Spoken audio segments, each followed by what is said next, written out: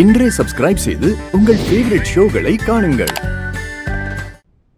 நான் சில போட்டோஸை ஃப்ரேம் பண்ணணும்னு நினைச்சு அதனால எல்லாத்தையும் டெவலப் பண்ணி வச்சிருந்தேன்.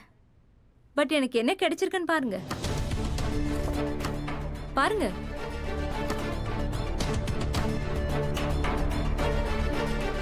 இந்த போட்டோஸ்ல உங்களுக்கு என்ன தெரியுது?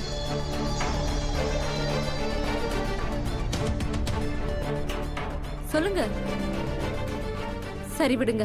நீங்க எதுக்கு சொல்லணும்? நான் சொல்றேன் இந்த போட்டோல எனக்கு என்ன தெரியுதுன்னு. இதோ இந்த போட்டோல நிக்கிற இந்த ஆளு அந்த பொண்ணோட காதல்ல மொத்தமா விழுந்துட்டான்.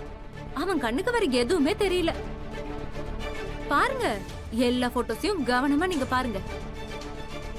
மொத்த போட்டோஸ்லயும் உங்க பார்வை இவ மேலதான் இருக்கு.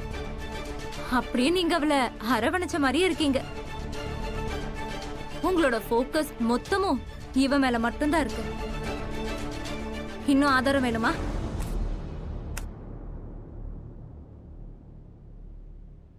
இந்த வீடியோ பாருங்க.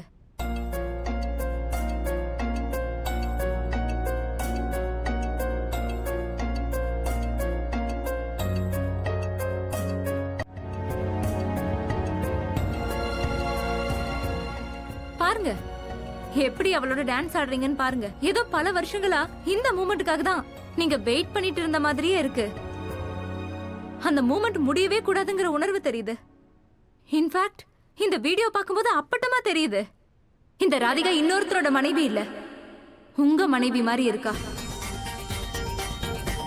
நான் அவனும் அவ்வளவு பெரிய முட்டாள் இல்ல மோகன். காதால கேக்குறதெல்லாம் கண்ணை மூடிட்டு நம்புறதுக்கு.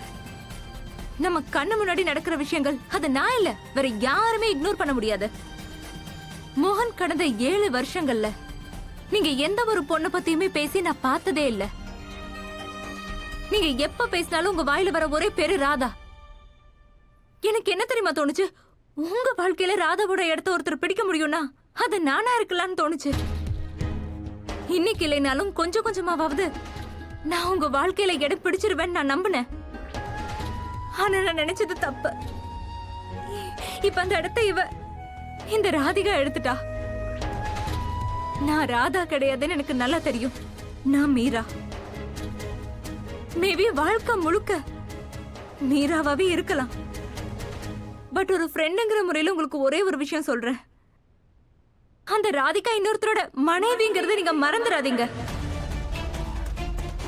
அவளுக்கு ஒரு பையன் இருக்கா. அதை விட பெரிய விஷயம் அவ உங்க பக்கத்து வீட்டுக்காரி.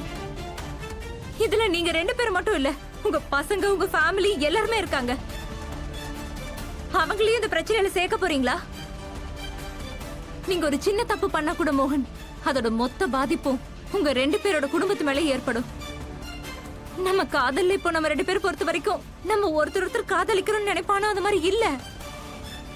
காதல் 2 பேரை மட்டும் சேர்க்கறது இல்ல, 2 குடும்பத்தை முழுசா இணைக்கிற விஷயம். ஒருவேளை அந்த காதல்ல ஒருத்தருக்கு விருப்பம் இல்லைன்னா கூட அந்த காதல் 2 குடும்பத்தையும் மொத்தமா உடைச்சிரும்.